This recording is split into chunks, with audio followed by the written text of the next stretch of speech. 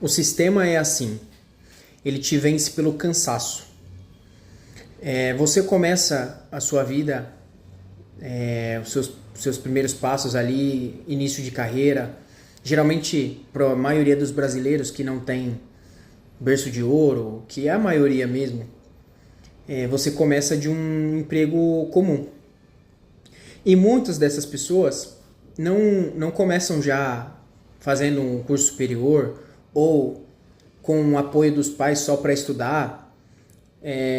Muitas dessas pessoas é uma galera que primeiro precisa trabalhar para depois pensar em cursar ensino superior. Não que não consigam, mas a prioridade ali geralmente costuma ser o trabalho. E aí você entra no primeiro emprego com um monte de projetos, um monte de sonhos. E muitos desses sonhos envolvem conquistas materiais que dependem de dinheiro. E aí é que começa o ciclo vicioso. Aqui eu não estou falando de nenhuma teoria da conspiração não, tá? Não é nenhuma teoria maçônica que querem te controlar ou qualquer coisa do tipo, mas o sistema, a engrenagem, ela funciona já naturalmente dessa forma, de uma maneira que te prende. O que acontece quando você arruma esse primeiro emprego? Você começa a ganhar um dinheiro que antes você não ganhava.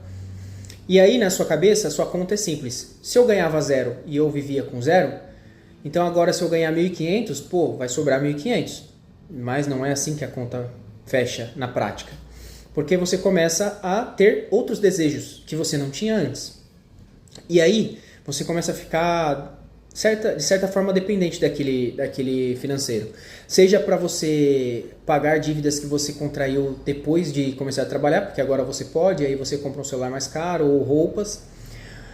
Uma parte você ajuda em casa, e aí a sua casa ela já se acostumou a ter aquela renda a mais, então já não é mais tão tranquilo não ter mais aquela renda, se você eventualmente perder aquele emprego.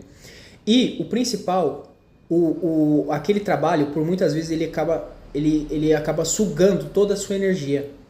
Ele demanda muito de você. Às vezes é um trabalho que ele demanda que você esteja à disposição da empresa 24 horas por dia. A empresa simplesmente na hora de ir embora chega e fala assim, vai precisar ficar aí mais 2 horas. E aí você tem que voltar no mesmo dia. E aí você já trabalhou, já está cansado. Aí tem a condução, mais 2 horas para ir, 2 horas para voltar. Isso te prende de uma maneira que parece uma areia movediça. E aí quanto mais você se mexe, mais difícil fica sair. E vira um ciclo vicioso. E aí os seus projetos iniciais, eles acabam ficando para segundo plano. Esse é um papo um pouco mais longo, mas